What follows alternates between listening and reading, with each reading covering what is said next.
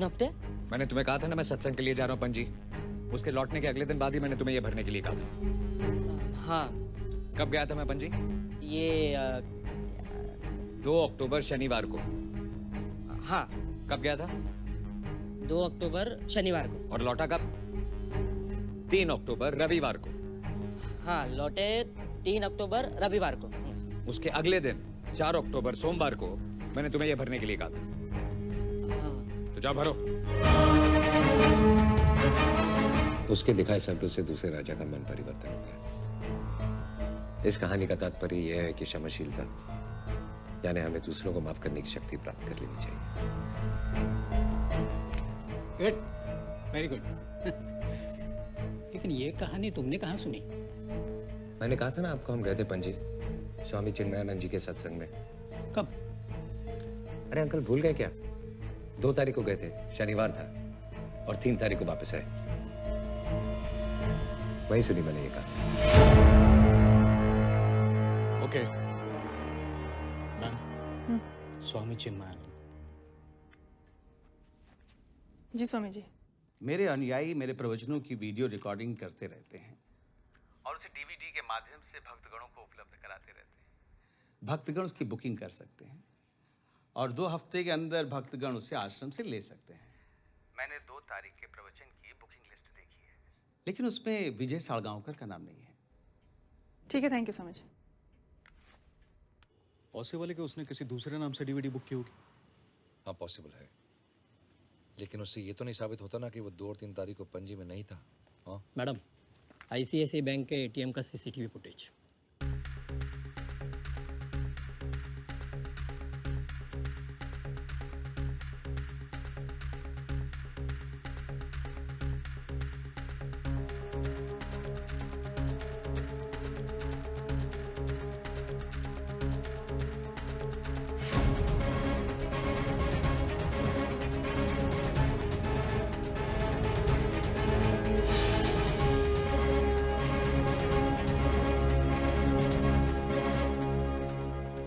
No.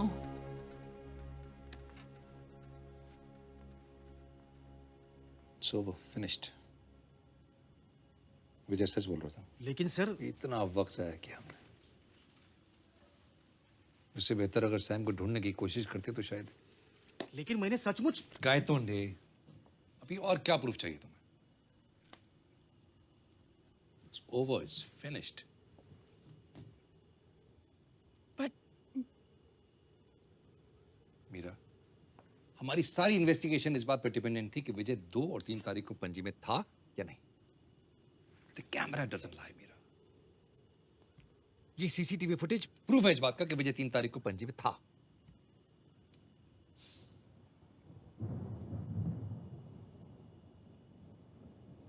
विजय 3 तारीख को पणजी में था।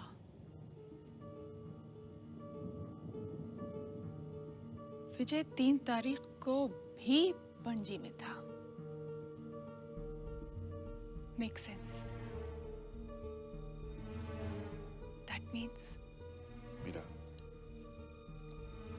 महेश, वो जानता था कि हम ये सीसीटीवी फुटेज देखने वाले हैं। इनफैक्ट वो चाहता था कि हम ये फुटेज देखें। What? ये उसके प्लान का हिस्सा था महेश। What plan, Meera? बहुत बढ़िया प्लान था।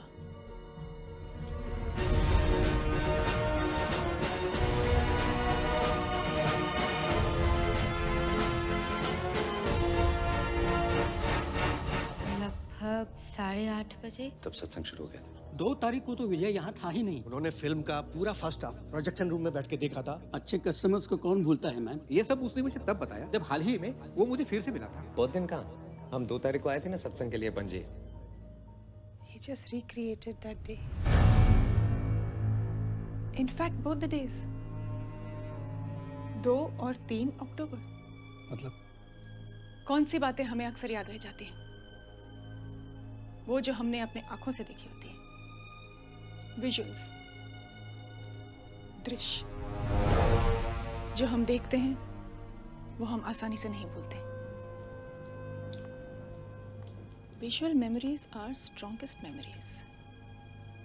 जैसे सिनेमा, आपको पता होता है कि जो कहानी आप देख रहे हैं वो सच नहीं है, लेकिन आप फिर भी उस पर यकीन कर लेते हैं क्योंकि आपने उस कहानी को देखा है, एक तरह से जिया है। ठीक उसी तरह विजय और उसकी फैमिली ने अपनी पणजी वाली झूठी कहानी सिर्फ रची ही नहीं बल्कि जी है। वो सच में पणजी गए थे, लॉज में रुके थे, उन्होंने पाव भाजी भी खाई, प्रोजेक्शन रूम में बैठ के फिल्म भी देखी। इसीलिए इंटरोगेशन के दौरान वो अपने बयान पर कायम रहे क्योंकि वो सच बोल रहे थे, सिवाय एक बात के। कौन सी बात? ये सब उन्होंने 2 और 3 अक्टूबर को नहीं, किसी और दिन किया, शायद उसके अगले दिन। मैम, विजय ने कहा था कि वापस आते वक्त बारिश हो रही थी, वो भीग गए थे और उसकी बीवी और बच्चे बीमार पड़ गए थे। और ये भी कहा था 3-4 दिन उसके बच्चे स्कूल नहीं जा पाए। उसने दवाइयों के बिल्स भी दिखाए। दवाइयों के नकली बिल बहुत आसानी से मिल जाते हैं सावंत, और वैसे भी शुरुआत से उसने सारे बिल्स ही फेंके थे ना हमारे मुंह पे। लेकिन लॉज के रजिस्टर में 2 तारीख की एंट्री, 3 तारीख को बस और फिल्म के टिकट, वो सब तो असली है ना? That's a valid point ma'am. Very well played. चौथी फेल विजय साड़गांवकर। लेकिन मैं जानती हूँ तुमने ये सब कैसे किया। 3 अक्टूबर को विजय सैम की कार से पणजी चला गया। वहाँ किसी रेस्टोरेंट से उसने पार्सल लिया, फिर उसने एक मोबाइल फ़ोन खरीदा, शायद सेकेंड हैंड, और उसमें सैम का सिम कार्ड डाल दिया, और फिर उसने वो फ़ोन किसी नेशनल परमिट के ट्रक में फेंक दिया, और फिर उसने शायद सैम की कार को उस स्टोन क्वारी के तालाब में डंप कर दिया। फिर वो वापस किसी रेस्टोरेंट में गया और 4 पाव भाजी के पार्सल लिए। उसी दिन उसने सिनेमा के 4 टिकट्स भी खरीदी। फिर वो तालेगांव बस स्टैंड गया और 3 बजे वहाँ के एटीएम से पैसे निकाले, और फिर वहीं से कदम्बा की बस पकड़ के 4 टिकट्स खरीद के पोंडोलिम लौट गया। रात को अपने ऑफिस गया और होजे को बताया कि वो अगले दिन सत्संग में हिस्सा लेने के लिए पणजी जा रहा है। अगली सुबह वो अपनी फैमिली को लेकर दिनकर की प्राइवेट बस से पणजी गया। विजय ने उसे भी बताया कि वो सब सत्संग में हिस्सा लेने के लिए पणजी जा रहे हैं। पणजी पहुंच के वो करीब 9 बजे स्वामी चिन्मयानंद के आश्रम पहुंचा होगा। फिर उन्होंने शाम तक का सारा वक्त आश्रम में ही गुजारा।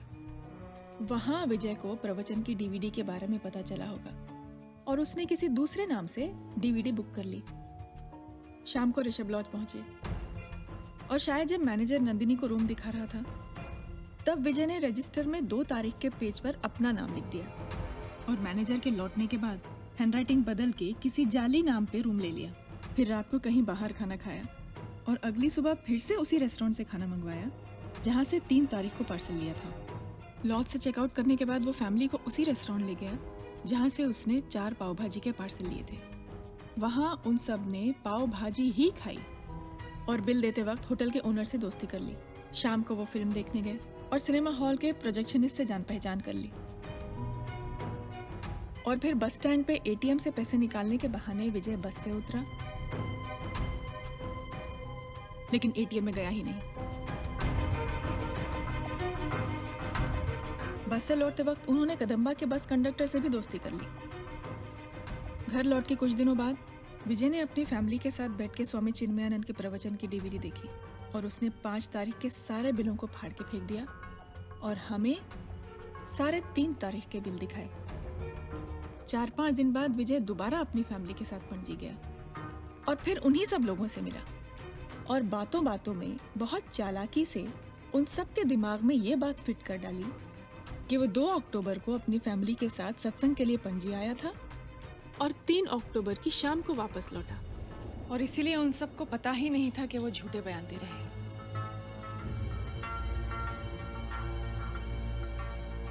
वो तो समझ रहे थे कि वो सच बोल रहे हैं।